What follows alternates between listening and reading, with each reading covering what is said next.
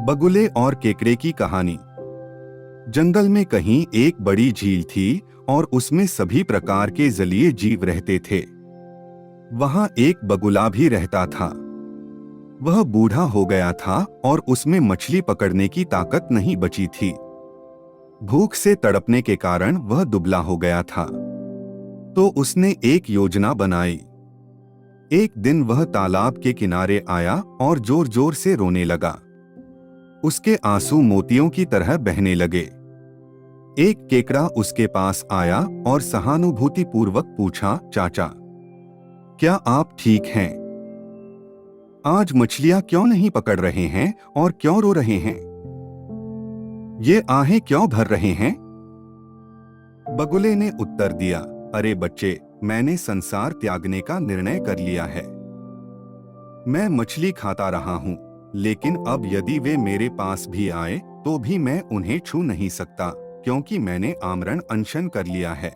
तुम्हारे त्याग का कारण क्या है? केकड़े ने उससे पूछा। बगुले ने कहा, ठीक है, मैं इसी तालाब में पैदा हुआ था और यहीं पर बूढ़ा हुआ हूँ। अब मैंने सुना है कि अगले 12 वर्षों तक बारिश नहीं होगी। तुमने यह कहाँ सुना है? केकड़ा बोला। बगुले ने कहा, यह एक ज्योतिषी के मुंह से निकला है कि यहाँ 12 वर्षों तक वर्षा नहीं होगी। इस तालाब में अब ज्यादा पानी नहीं है, यह कम होता जाएगा और अंत में यह पूरी तरह सूख जाएगा। केकड़े ने यह बात अन्य जलीय जीवों को बताई। सभी केकड़े, मछलियां, कछुए और हर कोई घबरा गया। वे बगुले के पास गए और बोले, क्या कोई रास्ता नहीं है? क्या हम इस विपत्ति से अपनी रक्षा नहीं कर सकते? बगुले ने कहा, ठीक है, यहाँ से कुछ ही दूरी पर पानी से भरी एक झील है।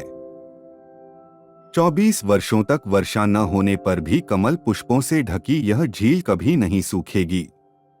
अगर कोई मेरी पीठ पर सवार हो तो मैं उसे वहां ले जा सकता हूं। और इस तरह उसने उनका विश्वास हासिल कर लिया। वे उसके चारों ओर इकट्ठा हो गए और चिल्लाने लगे, चाचा, पिताजी, भाई, पहले मैं, कृपया। दुष्ट बगुले ने उन्हें एक एक करके अपनी पीठ पर उठा लिया। जब वह थोड़ी दूर उड़ जाता तो उन्हें किसी चट्टान पर पटक देता और जी भरकर खा जाता। जब वह वापस आता तो उनके रिश्तेदारों को झूठे संदेश देता। एक दिन केकड़े ने बगुले से कहा, चाचा, मैं पहले तुम्हारा दोस्त था और फिर भी तुम मुझसे पहले बाकी लोगों को ले गए। अब मेरी भी जान बचा लो। यह सुनकर बगुले ने मन ही मन सोचा, मैं रोज रोज मछली खाकर थक गया हूँ। भोजन की नीरसता को बदलने के लिए मैं आज यह केकड़ा खाऊंगा। और इसलिए उसने केकड़े को अपनी पीठ पर उठा लिया और उसे उस चट्टान पर ले गया जहां वह मछलियों को मारता था। केकड़े ने हड्डियों के ढेर और मछलियों के कंकालों को पहचान लिया और सब कुछ समझ गया। लेकिन उसने शांतिपूर्वक बगुले से कहा, चाचा, बोलो, यह तालाब कितनी दूर है? तुम्हें मुझे उठाकर ले जाने में परेशानी होगी। मैं बहुत भारी हूं। बगुले ने मन ही मन सोचा, अब यह गूंगा जलीय जीव मेरे कब्जे में है और मेरे चंगुल से बच नहीं सकता। इसलिए मुस्कुराते हुए उसने केकड़े से कहा, केकड़े, कोई दूसरा तालाब कहाँ हो सकता है? यह यात्रा मेरे भोजन के लिए है। मैं तुम्हें इस चट्टान से टकराकर खा जाऊंगा। जैसे ही बगुले ने यह कहा, केकड़े ने अपने पंजे बगुले की सफेद कमल जैसी गर्दन के चारों ओर डाल दिए और उसका गला घोंटकर उसे मार डाला।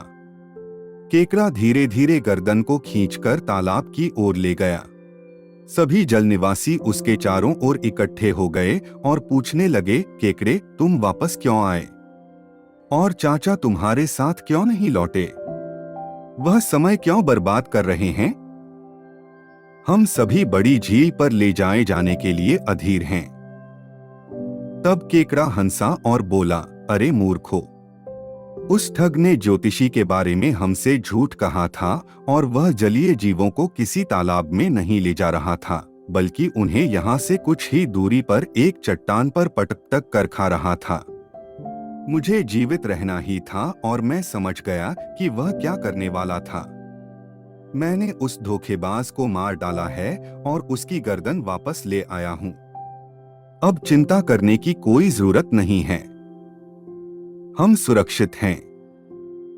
बुद्धिमान लोग कहते हैं, जब चीजें गलत हो जाएं, तो स्थिति पर काबू पाने के लिए शांतचित्त होकर अपनी बुद्धि का प्रयोग करें। बगुले और केकड़े की कहानी।